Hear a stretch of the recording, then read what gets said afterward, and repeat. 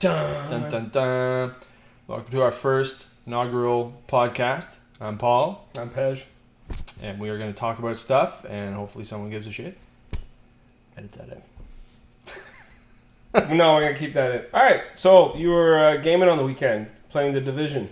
Yes. Division beta. So I heard nothing about it until a friend called me and said there's an open beta. He was in the closed beta. Said it was pretty good. I would say... I basically only had 3 days, and I think they shut it down tonight, so it's over. It's kind of a cross between Gears of War, because it's all about the cover and hiding behind stuff. And then it's got that Call of Duty element to upgrade all your stuff all the time. And then it kind of reminded me of Watch Dogs, because it had this kind of, not so much the surveillance part of it, but it had these kind of augmented reality aspects of it. And what do you got to do? Like, what's the whole point of the game? The game's just to shoot 'em up. So, right. No story, a little bit of story? It's kind of a blend, and I think that's what it reminded me of Watch Dogs and games like that, where it's got the PvE and PvP elements blended into the game. So there's certain zones within there where you're fighting other guys, and then there's other parts that's more of a single player. It's by Ubisoft as well, right? Ubisoft, yeah. Probably you go to level 8, and then you get access to these dark zones. And I knew nothing about it, so my whole learning of how to play the game was actually in the game, kind of trial by fire. I didn't look at reviews or anything, so I was kind of lost for a while. Once I was done the story mode, then it was, okay, now what the hell do I do? And I heard something about dark zones, and I was supposed to go there, but... Graphics good?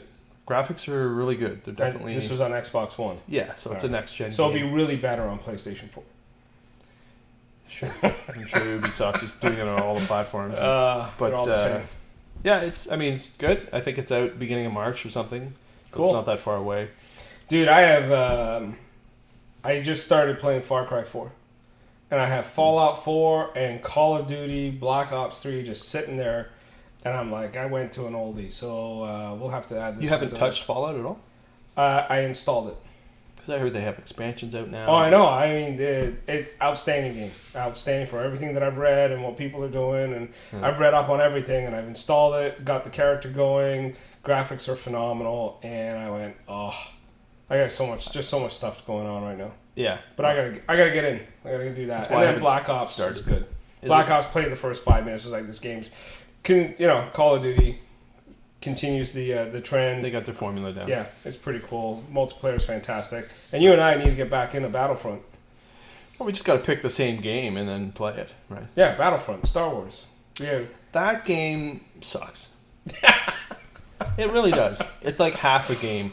Yeah. It's like Titanfall. That's fair. It's like they made this engine and something and the hell with plot, and obviously they have the whole Star Wars universe going for them. It's still fun to run around as Darth and Boba Fett. It's fucking hard. Even for the Twitch kids, I don't know how people are killing people. You can't even see them across the map. Like, I die a lot. Yeah. I'm all, if I'm not in the bottom 3, I'm like, yeah, I did all right. I'm like 19th out of 25 players or something. That's just... Speaking of Titanfall, I heard they're making Titanfall 2.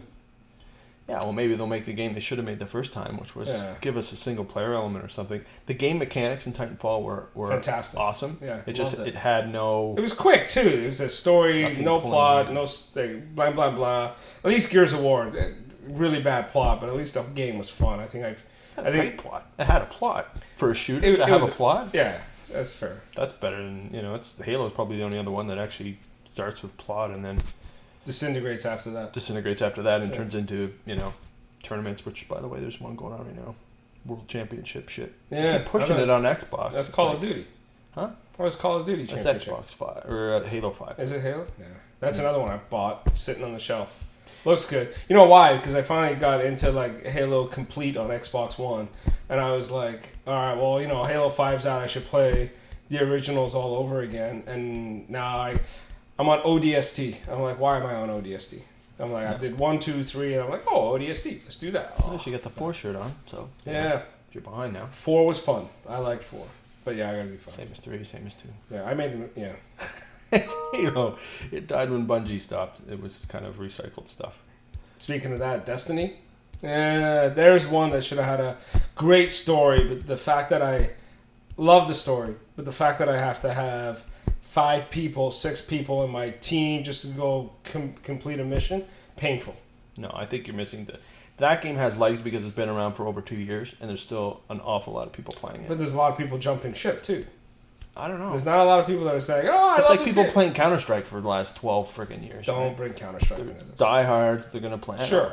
I'm just saying, Destiny, it's got enough. Counter-Strike was legs. the first. That was It's like 10 games in one. So if you don't want to do the raids with finding people, but that's the best part when you go in and get all the good gear and stuff, right? Well, you they gotta do go weight in it and towards that, but then they have these events that'll come up, and Iron Banner and all these other things that come up once in a while.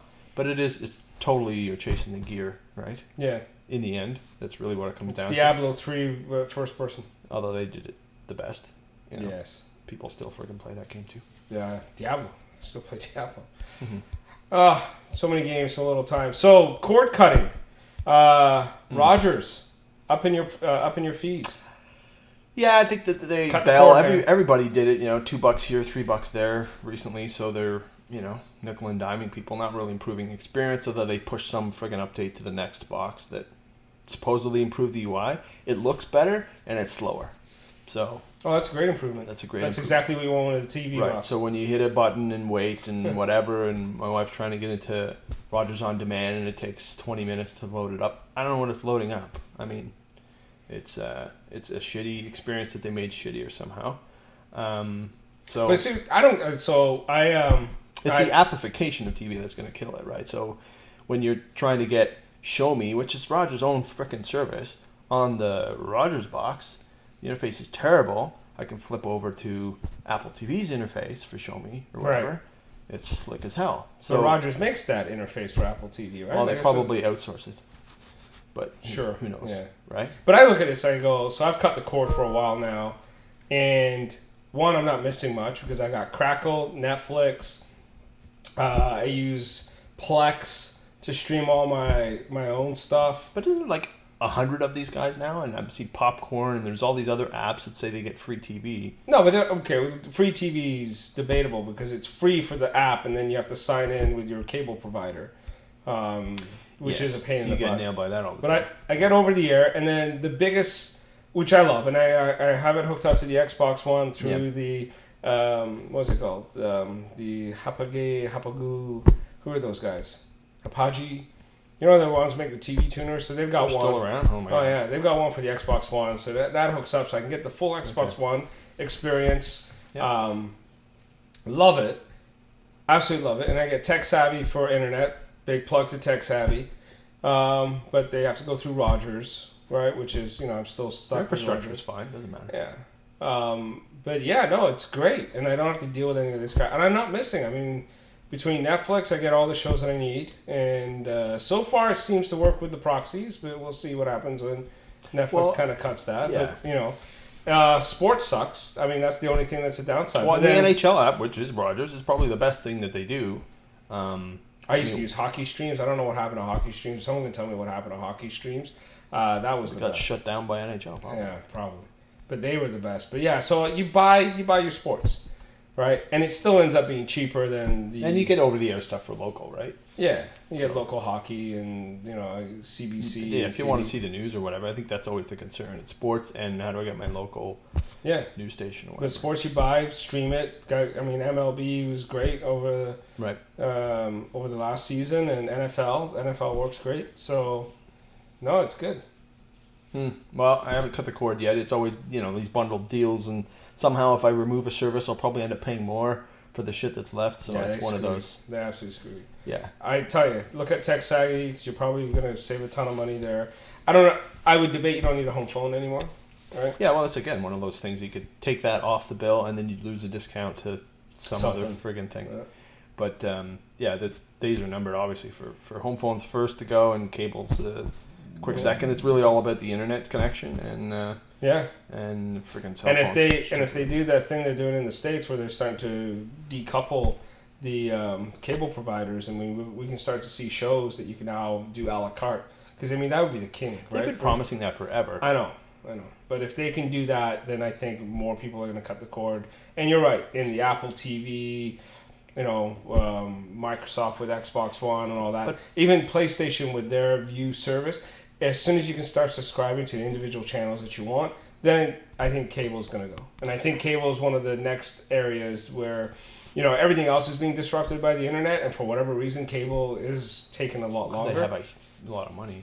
Yeah. But I don't even think it's about the stations, right? Like how much branding goes with the shows. It's Everyone's content. it's content, right? I'll buy the Sopranos app if I could do it, right? It's the show that you care about, right? I don't know what station it's on. I could care less what station it's on. Content. It's what content. It's, you know, I think the thing I do the most these days when I hear about a show or whatever, I go to, you know, can I stream it .tv or whatever it's called, you know, where can I see this show? Right. And then I find out, oh, it's on Netflix. And it's word of mouth too. Oh, it's on Amazon, right, too. Yeah, so I don't care what friggin' station it's on. My last resort is, I guess I'll search cable and find out it's freaking not on, and then PVR or whatever. But that's, I mean, clearly everything's going on demand. Yep. And it's all about what shows. And if you're in a position like Netflix where you can find out what people like, then you can start recommending other shows, and it's got that viral element built in.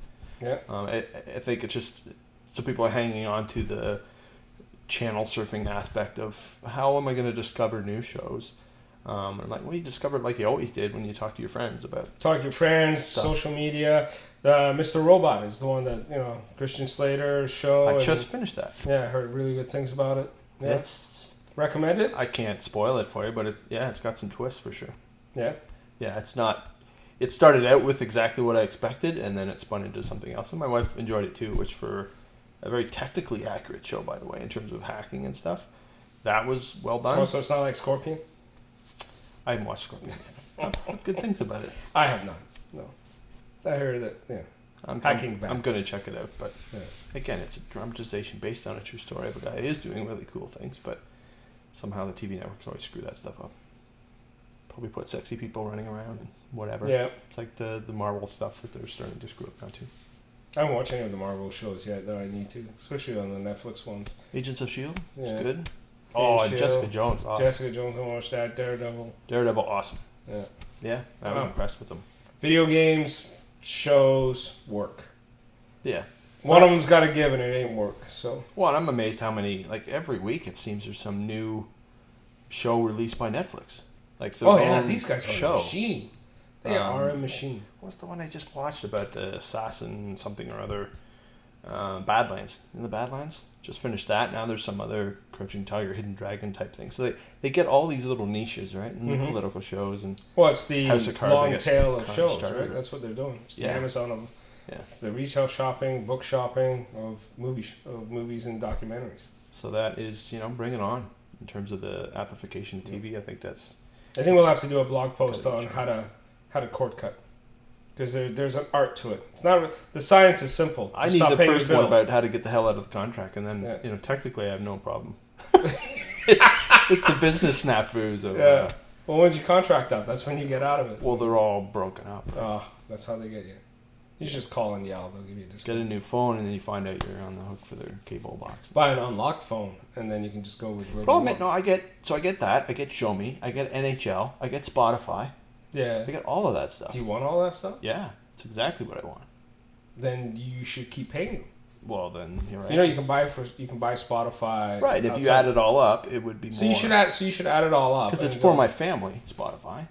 So that's $15, right? NHL. What's that? $25 a month? Probably. And that's going to expire in a couple of years, but ride it while you can. Shomi. What's that? $20 more bucks. Well, there's my cable bill. You're up to $80. And I got 10,000 stations. $20 a month for Shomi? Freaking nothing on. I don't know what it is. I guess it's probably less. It's like probably Netflix equivalent to Netflix. $8 a month. Yeah. So I don't know. You should add it all up because I find that $8.99. I've saved a ton. Right. Yeah. And I up my internet to fast speed. Unlimited, ludicrous speeds. Yeah. I love ludicrous speed. Well, that is the one thing that everything depends on, right? Is the internet connection. So. Cool. Yeah. So is that it for the week? I think so. Let us know what you want to talk about. We'll be back. Thanks, everyone. Beer. Cheers.